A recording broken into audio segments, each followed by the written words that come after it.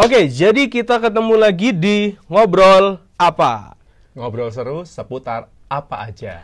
Oke, nah kali ini kita ketemu lagi sama narasumber yang belum pernah join sama kita di Ngobrol Apa nih. Nah, tapi teman-teman kalau dengerin ini hari Senin atau nonton ini hari Senin, ini artinya kalian tidak melihat kita secara live karena ini siaran ulang begitu ya. Oke. Nah, kita siaran ulang ini direkamnya hari Selasa sekarang tanggal 20. Hari Rabu tanggal 20 bulan Oktober. Nah, jadi kalau kalian nonton ini adalah siaran ulang. Nah, karena kita sekarang bareng-bareng narasumber yang sibuk nih. Oke, boleh memperkenalkan nama, terus mungkin sudah berkeluarga atau belum, dan kesibukannya apa, Mas? Iya, terima kasih. Saya panggilnya apa nih, Brother? Brother, boleh. Oke, Brother Bias. Jadi Oke. nama lengkapnya Yudi Andoko. Yudi Andoko. Betul. Kalau Oke. biasanya kalau di rumah dipanggilnya Han. Han. Karena memang dari Oke. kata Handoko gitu. Tapi Oke. kalau di luar rumah saya Oke. dipanggilnya Yudi. Yudi, oke. Ya, terus di situlah akhirnya kalau misalkan ada ke rumah itu ada cari siapa, Yudi siapa gitu kadang bingung. Oh, Akhirnya gitu. keluarga lebih ngertinya Hans gitu. Nah, Hans, dari situlah ah. akhirnya kita manggilnya Yudi Hans karena Yudi Hans. bingung Yudi siapa gitu. Oh, Seringkali iya, iya, gitu. iya, Akhirnya kita oke. panggil Yudi Hans. Nah, kalau ditanyain tentang keluarga, saya udah berkeluarga Iya. dan satu istri dan satu anak. Oke, Tuh. satu istri satu anak. Kesibukannya apa nih, Kak? Kesibukannya ya, kalau tanya kesibukan ya sebenarnya kalau dibilang sibuk juga enggak, cuman memang punya tanggung jawab.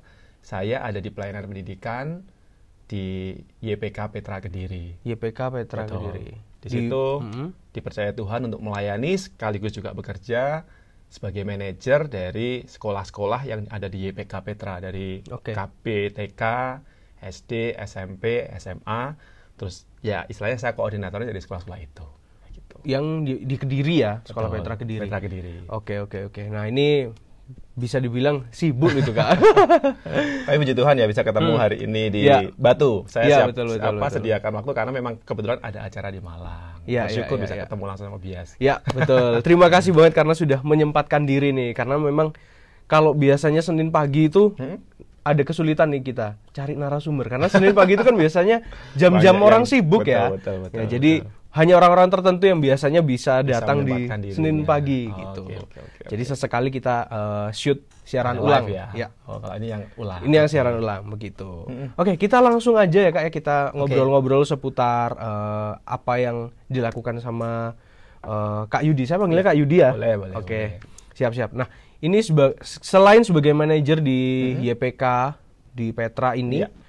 ini kan juga pelayanan di gereja ya. Saya dengar-dengar itu kan juga mengcover lagu berhubungan dengan musik lah gitu. Iya. Meng-create lagu gitu. Nah, itu sejak kapan sih, Kak? Kalau dibilang sejak kapan sih mungkin agak balik sedikit ya. Jadi mungkin memang dari kecil itu sudah suka ada di dunia musik. Ya.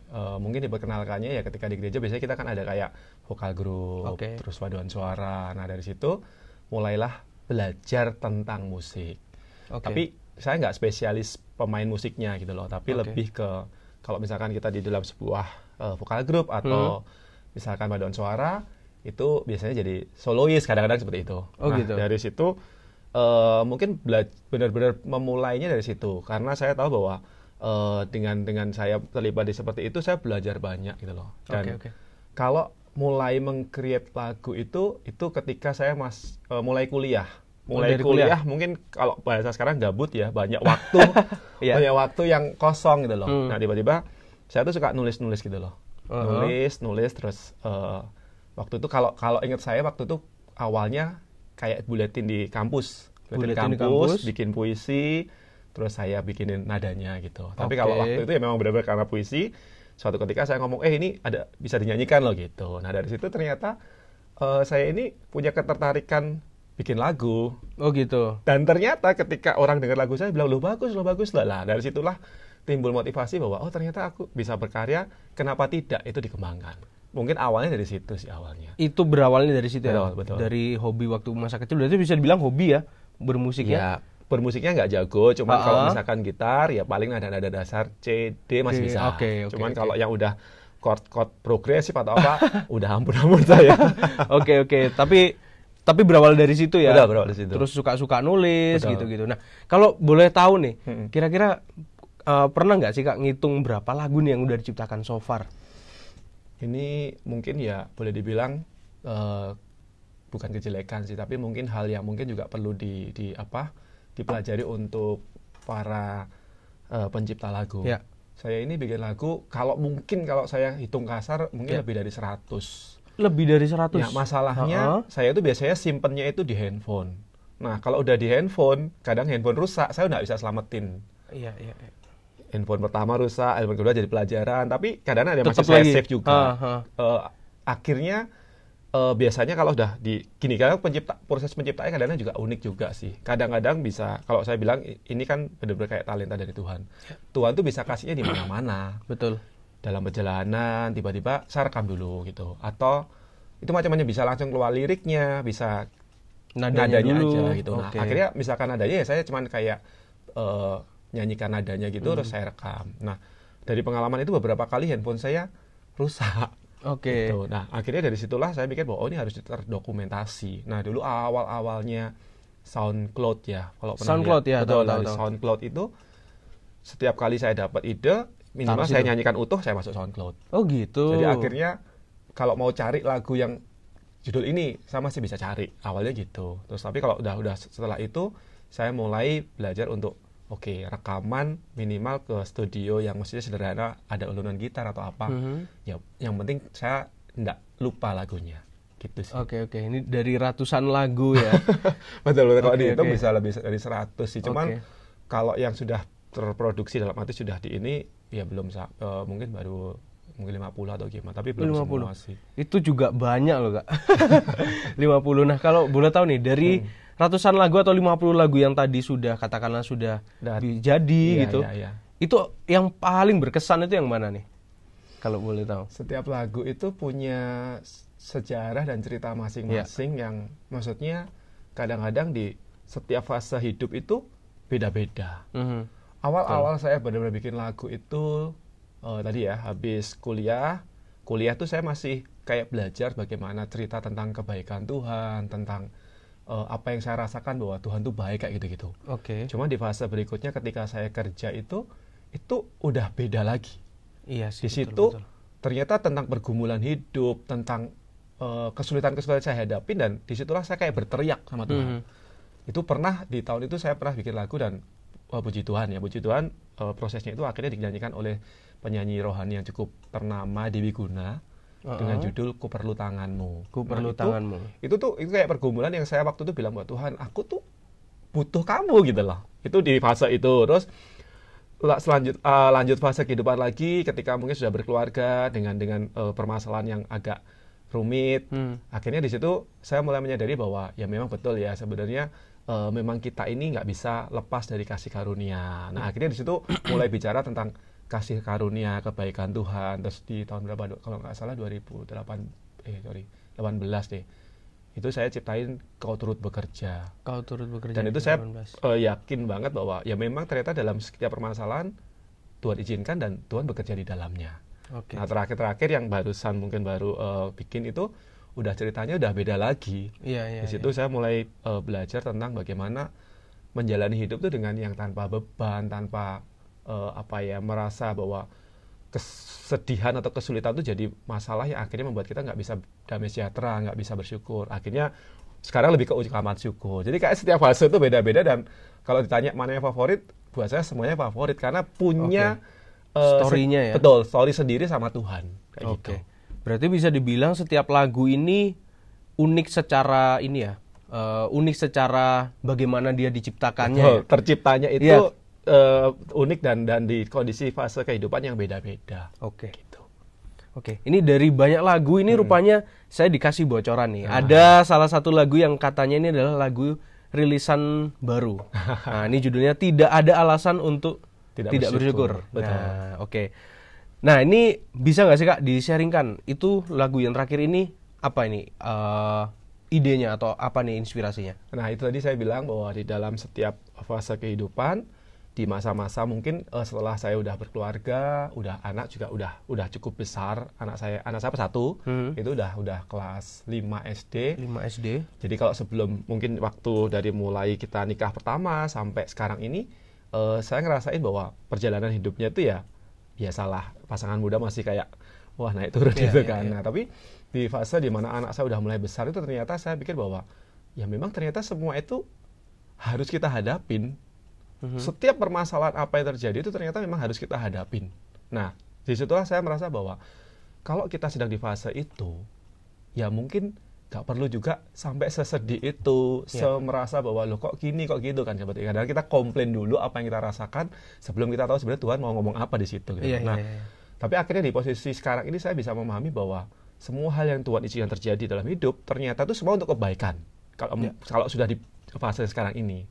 Nah, jadi akhirnya saya merasa bahwa memang sebenarnya yang Tuhan katakan bahwa bersyukurlah senantiasa dalam segala hal, ya itu betul sekali. Karena ketika kita tidak bersyukur atau kita bersungut-sungut di dalam fase kehidupan itu, ternyata malah ada banyak yang membuat kita tidak damai, kita tidak bisa ngerasain campur tangan Allah. Tapi ketika kita mensyukuri bahwa hal-hal kecil, dan itu saya belajar benar sih, saya belajar di fase kehidupan di mana bahwa setiap hal yang saya alamin, saya belajar untuk mengucap syukur. Maksudnya ketika itu berat pun saya ngomong Tuhan terima kasih ya. Ternyata melalui permasalahan ini kayak belajar hal baru. Jadi saya akhirnya juga menerapkan apa yang Tuhan mau bahwa bersyukurlah dalam segala hal. Susah, sedih, suka, apapun. Saya belajar untuk mensyukuri itu. Dan ternyata buat saya kesimpulannya bahwa hidup ini sebuah perjalanan dan saya percaya bahwa hidup ini pasti ada sebuah tujuan Tuhan yang baik. Hidup kita tuh bermakna. Asal kita tahu value hidup kita. Ketika kita sudah menemukan value hidup kita, ternyata kondisi apapun ketika kita harus diperhadapkan dengan segala kondisi itu, ya tetap dengan hati bersyukuri ternyata kita bisa menjalaninya dengan positif dan akhirnya kita bisa sampai di tahapan di mana bahwa kita tahu bahwa ada sebuah kehidupan di mana Tuhan tuh mau kamu jadi berkat. Nah, jadi akhirnya saya buat lagu itu bahwa hidup itu bermakna. Jangan menyia-nyiakan waktu. Terus jangan mudah menyerah, jangan mudah putus asa, tapi jalani itu dengan ucapan-ucapan syukur karena ketika kita ada ucapan syukur itu kan seperti firman Tuhan katakan juga hati yang gembira ini adalah obat. Dan kalau saya katakan di lagu ini hati yang ini, maksudnya kita hati yang bersyukur itu adalah buat saya kunci bahagia. Ternyata kenapa? Ketika mensyukuri itu, ya saya tidak sampai larut dengan kesedihan, nggak sampai larut dengan kemarahan lah kayak gitu. Tapi itu tadi semua proses di mana saya pernah ngalamin semua itu, di mana saya protes sama Tuhan dan di posisi ini saya tetap belajar untuk mensyukuri apapun yang terjadi. Itu sih kalau lagu yang tak ada alasan untuk tidak bersyukur itu seperti itu ceritanya. Ceritanya seperti itu. Nah, ini sebenarnya kalau mau ditanya masing-masing lagu pasti ada banyak banget seperti sudah dijelaskan. Tapi kita ambil salah satu aja ya. Nah, ngobrol-ngobrol soal lagu yang terakhir tadi tidak ada alasan untuk tidak bersyukur. Nah, ini bisa didengar di mana aja nih? Ya, yang pertama pastinya bisa di YouTube karena memang melalui YouTube saya pengen menjadi berkat. Jadi kalau posisi sekarang kan saya katakan bahwa kita ini sebagai kayak musisi rohani tapi independen dari indie gitu. Nah, jadi akhirnya saya bisa gunakan platform-platform seperti itu untuk nge-share lagu kita dan itu bisa dinikmati oleh siapapun tanpa terbatas gitu loh. Dan apalagi di dunia digital seperti ini ternyata sudah memudahkan kita sebagai ya boleh bilang musisi indie ini berkarya untuk disampaikan ke banyak orang dan bersyukurnya ada banyak music platform yang akhirnya bisa saya gunakan kayak Spotify, terus iTunes, terus Apple Music, Amazon Music atau Jok dan macam-macam. Ada banyak yang kalau ditanya di semua all digital music platform tuh ada semua. Oh, ada semua. Gitu, ya. Oke.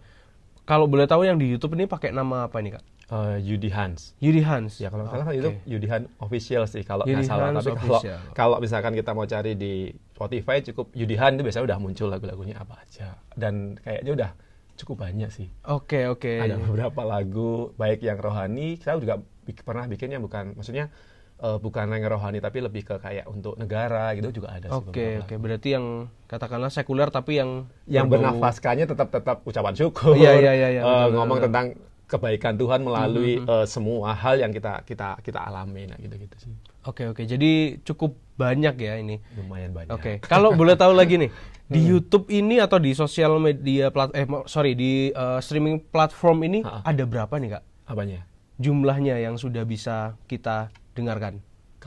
Kalau jadi gini, karena kita ini kan, kalau saya kerjasama sama publisher yang mau nggak mau dia akan share ke seluruh digital music platform. Ya. Jadi semuanya ada deh. Bahkan saya pernah cek kayak di mungkin yang asing, kayak biasa asing di kita, misalkan kayak iHeart Music itu aja ada. Padahal itu posisinya di Amerika juga. Jadi lagunya juga ada di situ juga. Terus di Shazam itu kan juga biasanya, Shazam. Itu kan juga kita nggak familiar kan, tapi ternyata tuh ada. Jadi kayaknya udah sama publishernya udah semua disebar ke seluruh digital music itu, platform itu. Oke. Gitu. Ada berapa lagu Kak yang sudah terpublish? Mungkin ada yang benar-benar udah 10 lah, 10 kalau nggak salah, iya 10-an kok. Jadi dari, ingat saya pertama kali saya bikin Kau Turut Bekerja itu yang mulai masuk ke itu ya, tahu sebelumnya mungkin hanya di YouTube atau di itu, terus di SoundCloud itu, tapi kalau yang di Spotify dan lain-lain ini tadi pertama dimulai Kau Turut Bekerja, terus ada Kasihmu Sempurna, ada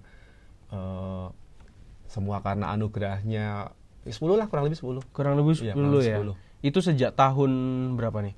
Kau Turut Bekerja itu 2018 kayaknya. 2018. Oh, berarti kayaknya starting point-nya maksudnya masuk di digital platform itu betul. 2018 ya? Betul. Cuman saya punya cerita perjalanan musiknya udah sebelum itu udah cukup banyak sih. Jadi ada beberapa yang mungkin saya join album dengan teman-teman. Waktu itu saya pernah ikut Indie Gospel Positive Life, itu bikin album, di situ ada lagu saya juga. Ya kalau cari Yudihan juga ketemu juga, judulnya Yang Tak Sempurna. Jadi waktu itu kompetisi nasional, terus saya masuk 10 besar, dan 10 besar itu dapat album. Salah satu lagunya lagu saya, yang judulnya Yang Tak Sempurna. Gitu. Berarti sempat ini juga ya, katakanlah sama grup band juga gitu ya, selain dibilang solo gitu. Betul. Jadi ya mungkin emang awalnya juga waktu itu setelah saya tahu bahwa ternyata saya harus bisa keluar dari kebiasaan yang tadi vokal grup, paduan suara, itu saya pernah benar-benar latihan vokal supaya bisa nyanyi solo gitu. Terus akhirnya waktu di perusahaan sempat ngeband juga. Terus setelah itu juga kalau sampai sekarang mau nggak mau kan, ketika kita ada di gereja juga otomatis punya kayak tim musik yang juga kadang-kadang kalau ada pelayanan ya sama mereka juga, ngeband sama mereka juga gitu. Oke. Nah, ini jadi ada sebuah pertanyaan nih Kak. Ini kan Kakak ini lebih ke solois ya untuk karya-karya yang terakhirnya. Betul. Ini kira-kira orang-orang yang terlibat ini siapa aja nih Kak? Apakah ada band ataukah Kakak sendiri yang memainkan semua terus di-record gitu untuk lagu-lagu yang ada di digital platform? Jadi gini, kalau untuk yang di digital tadi, kebanyakan saya langsung bekerja sama arranger musik sih. Jadi saya langsung hubungin arranger yang dimana maksudnya dia langsung prepare untuk aransemen musiknya, terus schedule untuk recordingnya, terus nanti editing, mixing, mastering itu udah mereka komplit semua. Ya? Jadi akhirnya dari studio itu sudah langsung bisa saya dapetin materinya, langsung ke publisher tadi, langsung masuk ke digital music itu. Oke. Jarang yang maksudnya dalam bentuk band. Tapi yang tadi saya bilang waktu Indie Gospel Positive Life itu dulu pakai band, dan bandnya anak Jakarta sih waktu itu. Oke. Jadi pengalaman musiknya cukup panjang nih ya, cukup banyak. Pengalamannya cukup banyak. Dan cukup naik turun juga. Iya pasti. Nah, kita kan bahas ini nih Kak, naik turunnya itu nanti di sesi kedua. Oke. Oke, jadi kita sudah menyelesaikan sesi pertama Kak. Terima kasih sudah sharing soal karirnya di bidang musik, soal pelajaran-pelajarannya yang sudah dikasih tahu, soal lagu-lagunya juga tadi. Buat teman-teman yang pengen dengerin, langsung aja kalian ketik Yudihans ya Kak ya. Yudihans di streaming platform favorit kalian. Tentunya kalau kalian lihat pingin lihat secara visual ya di YouTube ya. Betul, yang lain-lain audio. Betul. Oke, tapi apapun platformnya pasti ada Yudi Hans. Ada. Oke. Oke Kak, kita akan kembali lagi di sesi kedua setelah lagu berikut ini.